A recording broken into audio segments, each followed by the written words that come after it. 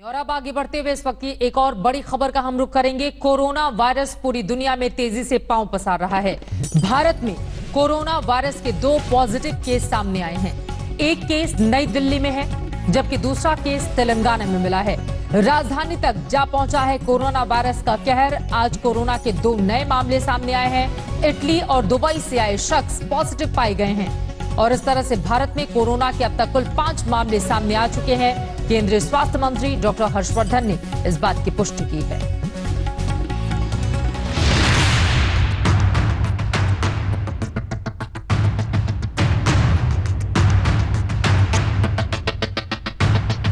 दुनिया भर में जिस कोरोना वायरस ने तांडव मचाया हुआ है, जिसके खौफ से कई देशों ने अपनी सीमाएं सील कर दी हैं, उसी कोरोना वायरस की दस्तक राजधानी दिल्ली में भी सुनाई दे रही है। दिल्ली में कोरोना वायरस का पहला मामला सामने आया है। केंद्र सरकार ने इसकी पुष्टि कर दी है। अभी तक हमारे पास टोटल पॉजिटिव केसेस जो भारत में अभी तक टेस्टिंग में पॉजिटिव आए हैं, उनकी संख्या 5 हो गई है।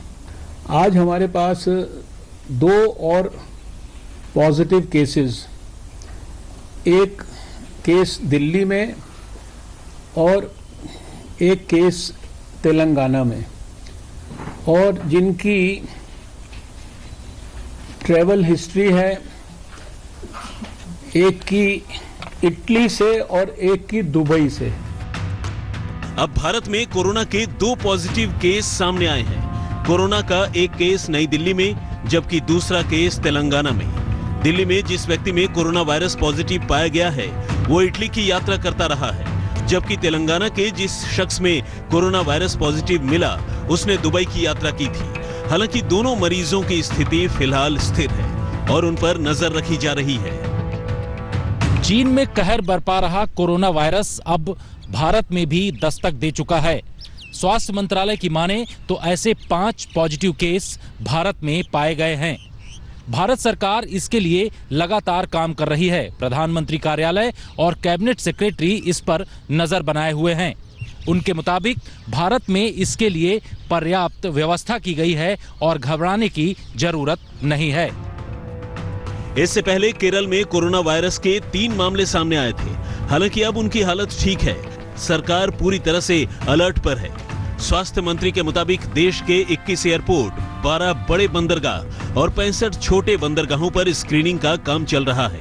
अब तक कुल 5,57,431 लोगों की स्क्रीनिंग अलग अलग एयरपोर्ट्स पर की जा चुकी है, जबकि छोटे बड़े बंदरगाहों पर 12,431 लोगों की स्क्रीनिंग की जा चुकी है। कुछ कंट्रीज की यूनिवर्सल स्क्रीनिंग कर रहे थे अपने देश में एयरपोर्ट्स पर और दूसरे स्थानों पर।